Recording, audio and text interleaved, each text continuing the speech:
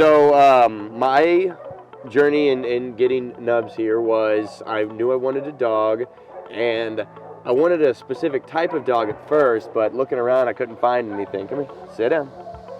And I came here to the animal shelter as opposed to like a PetSmart in Lexington or an animal shelter in a city where they're, you get in line basically to find a dog. And here, I mean, they really needed people to adopt dogs, and there was no shortage, unfortunately. So I picked him up in 2017, and here we are now, and we've run, I think, 3 half marathons together, and he's trained to do all sorts of fun stuff. We made it on NBC once because we sing together sometimes. He really is one of my best friends, and it wouldn't have happened without Kentucky River Regional Animal Shelter, and I'm forever grateful to them for that. So I think the best way to start this is by comparing it to my sister's experience. She is a college student, and she tells me on Saturdays you can't volunteer at the shelter because there's so many people trying to volunteer. Here, I mean, you're lucky if there are more than one volunteer while you're working, right? Like, they just really need people to help out here, and so when I come here, sit down, good boy.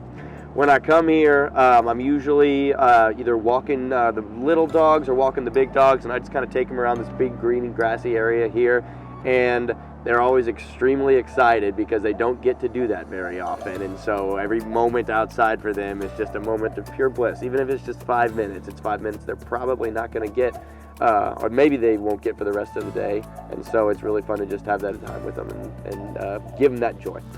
So why do we need a fenced-in area here at the animal shelter? Well, we were already dealing with a overcrowding issue here at the shelter. It's not really anybody's fault. This is the one shelter in I think it's a 3 or 4 county radius. Yeah, it's a 4 county radius. And so, they're bringing dogs from all over eastern Kentucky to be here. And, depending on the part of year, sometimes they're getting in more animals than they can get out to adoptees or foster care or anything like that. So they've got a really good staff here who do a good job. But when you have a ton of dogs, and those dogs do their business, and we don't blame them for that, you've got issues with all interior spaces. We need a spot for dogs to be able to run around, to be able to do their business, and to be outside every so often.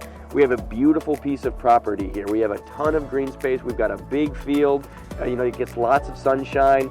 Everything that a dog needs to be healthy and to be happy outside. The one thing that we don't have is a fence so that they can stay safe and that we can get them back in during the night or when it's time to eat or something like that. And so that fence is going to go a long way to helping with overcrowding issues at the shelter, helping the excellent workers here do the cleaning and the maintenance that they need to do, and the bonus is that it gets the dogs outside, out in the grass, where they should be. I just want to say that we are blessed to have the animal shelter that we do have. We're blessed to have the workers that we have, and we are called by God to be stewards of creation, and that includes animals.